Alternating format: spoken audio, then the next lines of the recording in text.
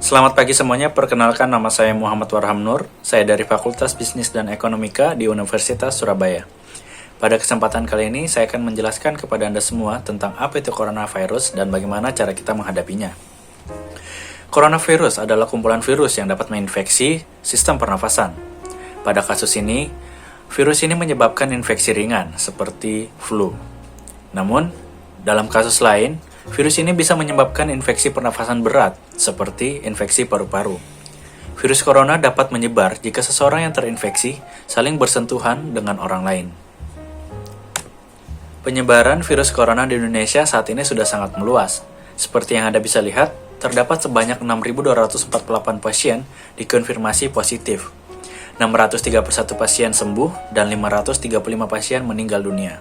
Sementara untuk di Jawa Timur sendiri, terdapat 555 pasien yang telah dikonfirmasi positif, 98 pasien sembuh, dan 54 pasien meninggal dunia. Data tersebut mengingatkan kita untuk selalu waspada terhadap coronavirus, agar kita dapat meminimalisirkan dari terkenanya virus tersebut. Gejala infeksi virus corona atau COVID-19 bisa menyerupai gejala flu, yaitu demam, pilek, batuk kering, sakit tenggorokan, dan sakit kepala. Selain itu, dapat hilang dan sembuh atau malah memberat. Penderita dengan gejala berat bisa mengalami demam tinggi, batuk berdahak, sesak napas, dan nyeri di dada. Gejala-gejala tersebut muncul ketika tubuh bereaksi melawan virus corona.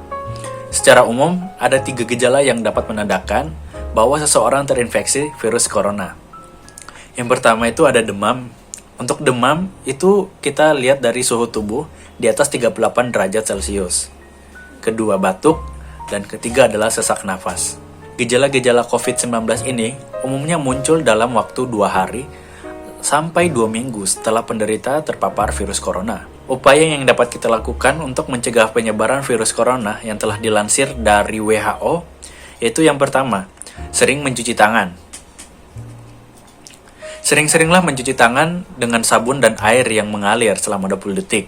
Apabila sabun tidak ada, gunakan pembersih alternatif lain seperti hand sanitizer yang mengandung setidaknya 60% alkohol. Yang kedua adalah hindari kontak dekat. Hindarilah kontak secara dekat dengan orang lain yang sedang sakit. Beri jarak antara Anda dengan orang lain. Yang ketiga, jaga jarak sosial. Jaga jarak Anda dengan orang lain sekitar 1 meter. Jaga jarak fisik tak hanya berlaku di tempat umum, di rumah pun bisa kita lakukan. 4. Tetap tinggal di rumah.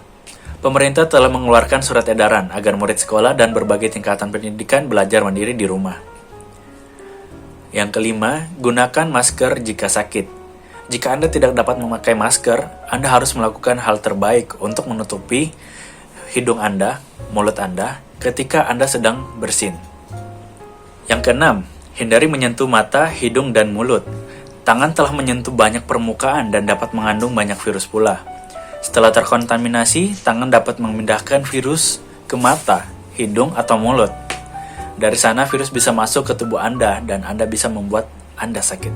Yang ketujuh, hindari kerumunan, karena di dalam kerumunan sangat memungkinkan terjadinya penularan apabila ada salah satu orang yang terinfeksi virus corona. Pemerintah Indonesia telah bekerja sama dengan Kepolisian Republik Indonesia dan pihak lainnya telah membuat peraturan agar masyarakat tidak melakukan aktivitas keramaian selama pandemi virus corona ini. Yang kedelapan, tidak berjabat tangan. Himbauan untuk tidak berjabat tangan apabila ketemu orang yang dikenal, baik di jalan atau di tempat keramaian. Akan tetapi kita bisa menyapa mereka dengan melakukan salam wai. Yang kesembilan, selalu perbarui informasi terkait COVID-19. Tetap ikuti informasi tentang perkembangan terbaru COVID-19 agar kita tahu apa yang harus dilakukan orang di daerah Anda untuk melindungi diri mereka sendiri.